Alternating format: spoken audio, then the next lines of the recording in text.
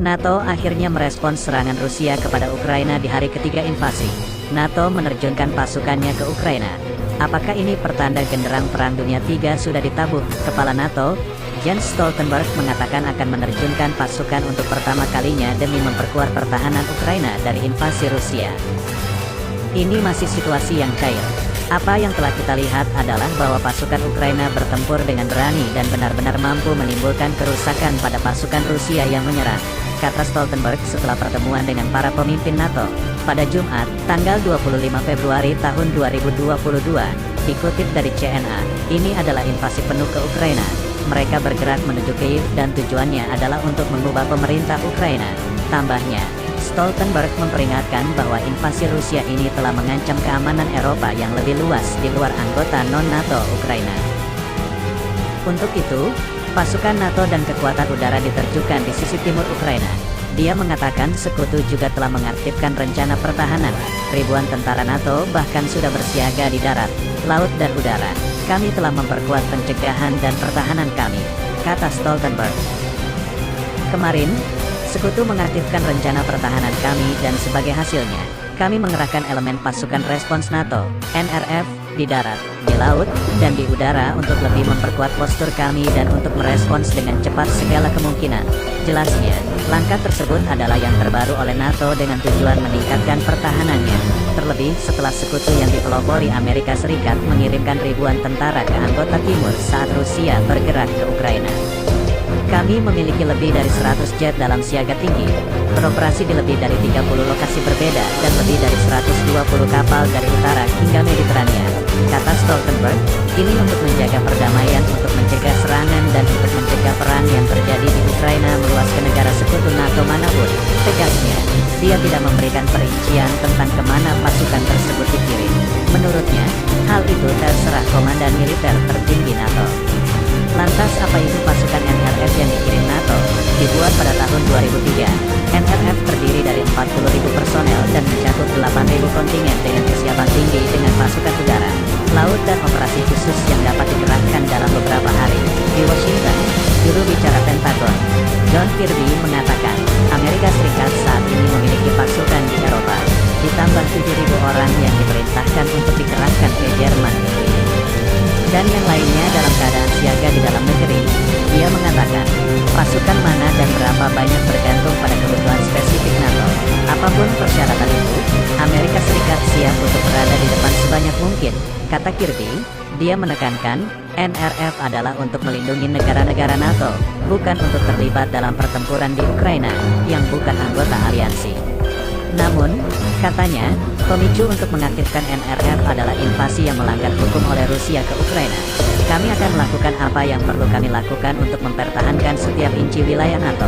Tegasnya, invasi Rusia ke Ukraina semakin meningkat dengan bunyi ledakan terdengar di sejumlah daerah di Ukraina, terlebih di Kyiv, target penting bagi Vladimir Putin.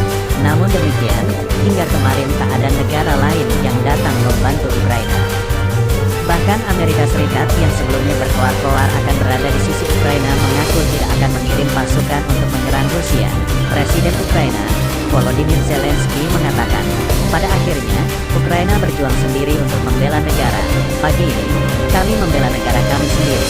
Sama seperti kemarin, negara paling kuat di dunia memandang dari kejauhan, katanya dalam video Facebook, tampaknya menyindir Amerika Serikat. Kami akhirnya membela negara kami sendiri. Siapa yang siap bertarung bersama kita? Saya tidak melihat siapapun, tutur Zelensky. Dia menambahkan bahwa hingga saat ini tak seorang pun siap menjamin bahwa Ukraina akan menjadi anggota NATO.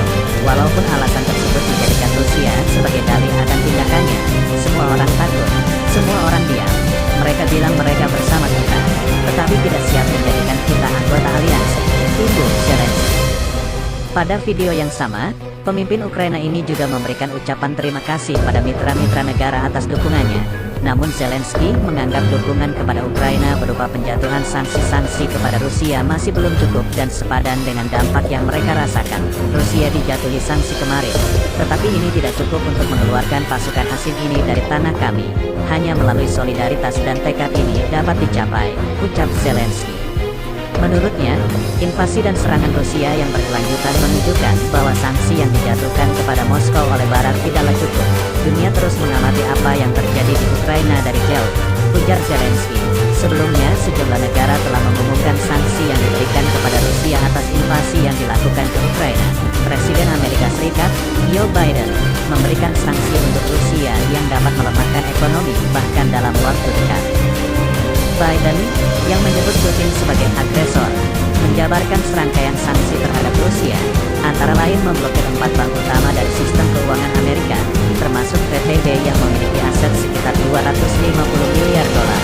Amerika juga menjatuhkan sanksi terhadap bank-bank Rusia yang memiliki aset sekitar 1 triliun dolar, menghentikan kegiatan BUMN Rusia mengumpulkan uang dari investor-investor Eropa, memberikan sanksi pada lebih banyak elit Rusia dan keluarga mereka yang memiliki hubungan dekat dengan Presiden Vladimir Putin, serta membatasi ekspor teknologi canggih ke Rusia yang tentunya juga memangkas lebih dari separuh impor teknologi canggih Rusia.